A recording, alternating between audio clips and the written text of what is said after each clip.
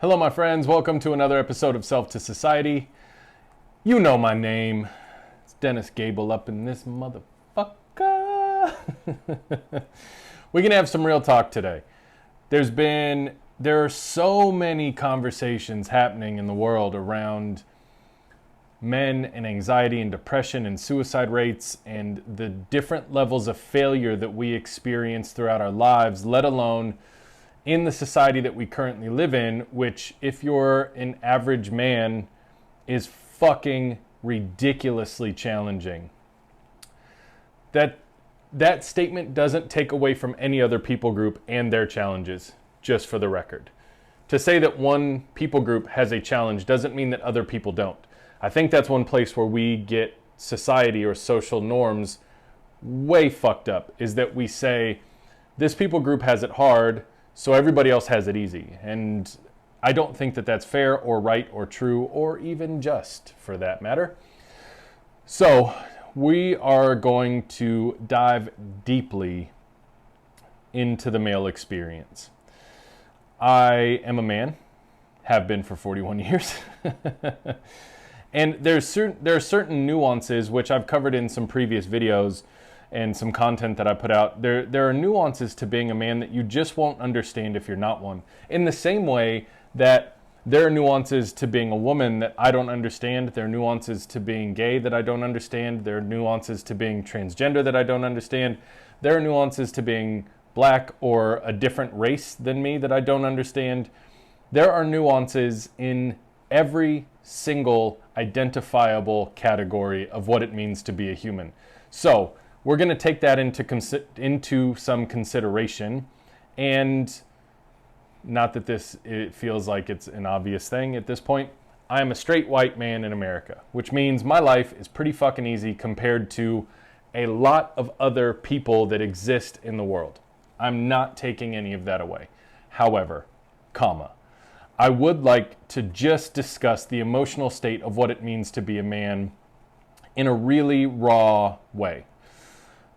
Men kill themselves almost 2/3 more than any other people group. There are reasons for this. One of the reasons is that we have been trained, taught, groomed, molded to believe that showing emotion or to show vulnerability or to be present with our emotions and our feelings is weak, and that makes us a number of words that people put on us. If you have listened to any part of my story, you know that that's a part of my childhood, that if I ironed my clothes too much, or if I wasn't willing to get dirty, or if I listened to too much hip-hop music or whatever, I got called a bunch of different names that aren't kind. That took me a lot of unraveling and unfucking. It has taken an enormous amount of work over the last 20 plus years for me to be okay with the fact that I cry, I'm good with my emotions, I am emotionally intelligent, I can handle complex emotional situations with relative ease, and I still lose my shit from time to time. And I still am not perfect, and I still don't have it all fucking figured out. But I was willing to believe something that I think a lot of men struggle to believe. And if you're a man watching, please just pay attention for a minute. And if you're a woman watching and there's men in your life that you think this is similar to or could identify with, please feel free to share it. I started to believe that my ability to be present emotionally, vulnerable, authentic, willing to engage in things that showed quote unquote weak emotions. So whether that be being honest about my anxiety, calling a friend on a day that I was really depressed, crying through a breakup, or crying. My son actually makes fun of me because every time we watch movies that have emotional endings, I cry. And his response every time is, "You good?" Yes, I'm good. I'm just showing emotion. And the change that I was willing to make was to believe that those experiences are more masculine than pretending that they don't exist. Because here's something that's interesting and fascinating about men is that we want to win. We're generally competitive by nature. We want to be somebody who's bigger, stronger, taller, faster, makes more money, etc., etc.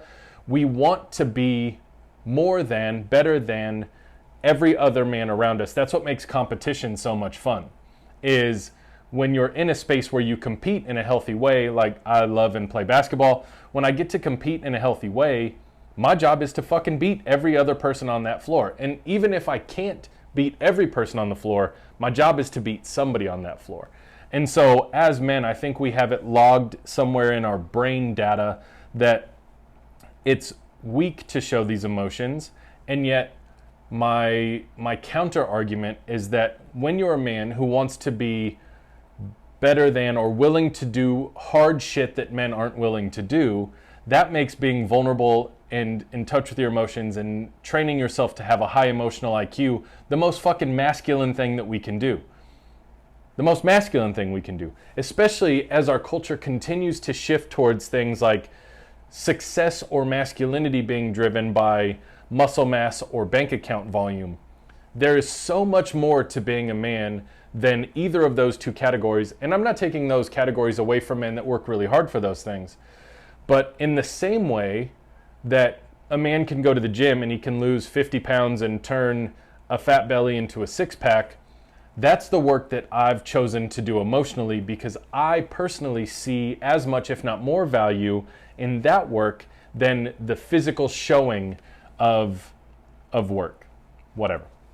So if you're a man listening, I plead with you to find a way to make yourself believe that being honest and vulnerable and in touch with the emotions that you feel is the most masculine thing that you can do. And as a byproduct, it helps you to be closer to humans that you love. It helps you with your empathy. It helps you to understand that when people around you are hurting, you can be close to them and you can listen to them, and you don't have to just try to fix it. You can really be present. And it will help in your ability to manage your anxiety. I know this from my own personal experience, that the days where I step away from my truest self as a man are the days that I have some of the most extreme anxiety. But when I'm willing to look at myself in the mirror and take all of the information that I've learned and all of the work that I've done over 20 years, but more specifically maybe the last 6 to 8, in terms of getting to know myself and setting an unshakable foundation for what self-knowing means to me, when I step into that version of myself and I'm willing to just look myself in the mirror and say, Dennis Allen Gable Jr., I love you, you're more than enough, you are not too much, and I add and take away affirmations as they come and go. When I'm willing to be that man, I am unmovable. Unmovable.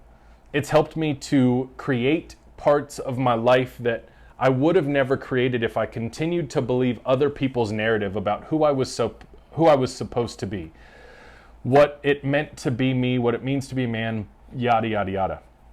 And in my journey of unfucking this part of my life and choosing to do the hard work of laying in meditation, sitting in forms of prayer, crying just because my heart hurts, leaning into and feeling the anxiety so that I can try to bring a conclusion to it, analyzing my depression to figure out what is happening in my soul that day, using tools like Pick Me Up and other personality typing systems, and all of these things that I've done and implemented over the years has literally changed the trajectory of my life as not just a man, but as Dennis Gable.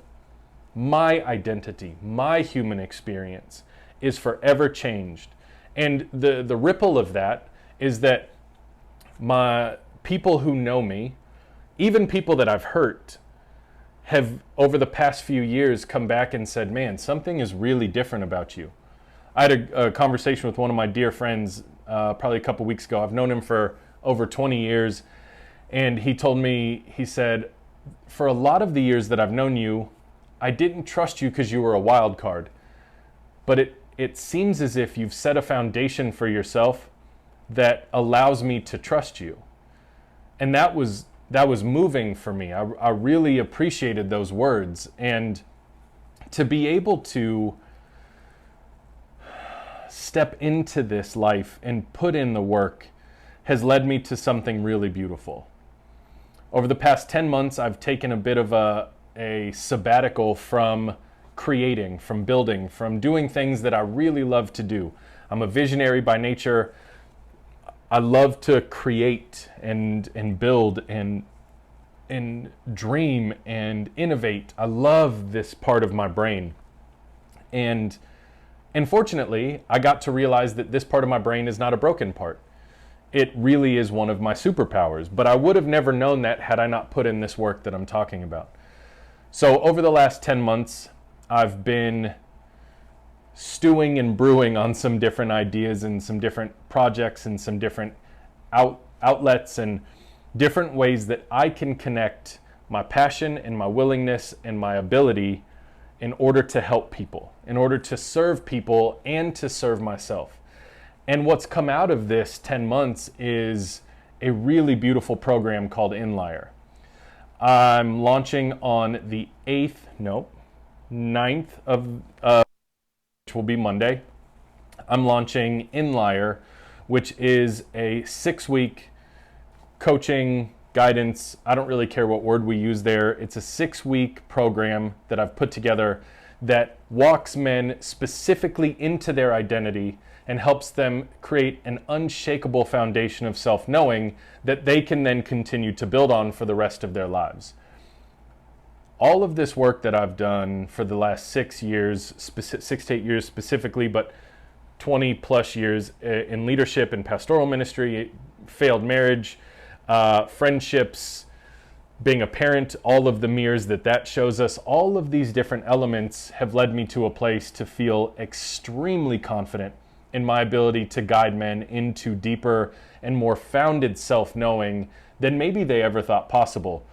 And I'm able to guide them into that space in a very short amount of time. 6 weeks is like this.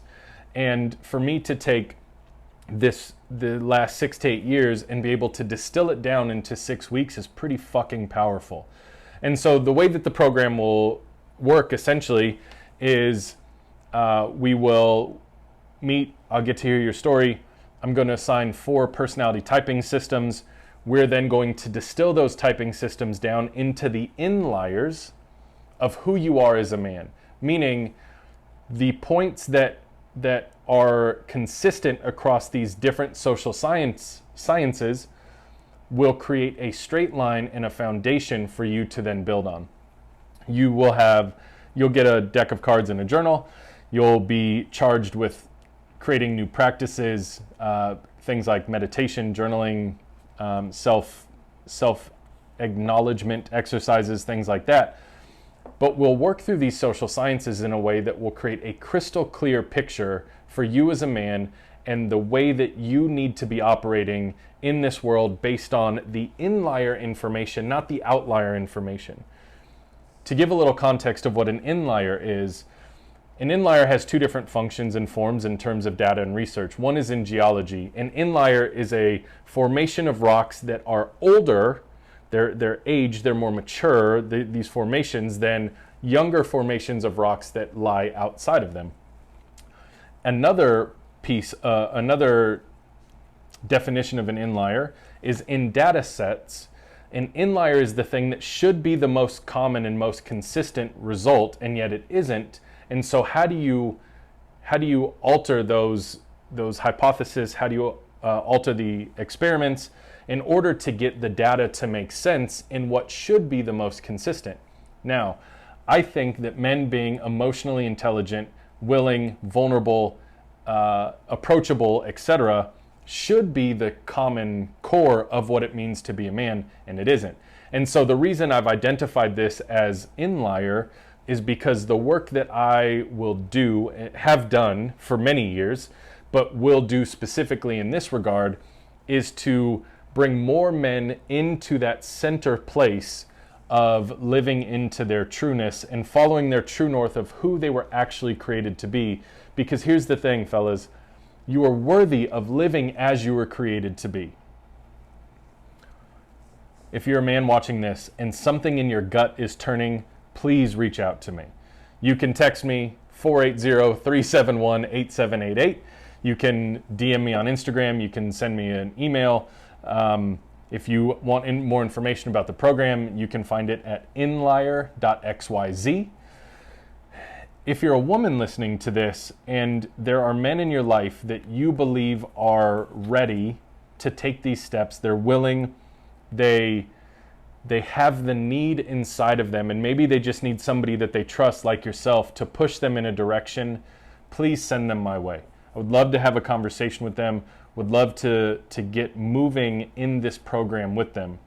Again, the program is only 6 weeks. It's a blink of time, and it will inevitably reset and reframe how you see yourself in this world, which in many ways has the ability to change everything.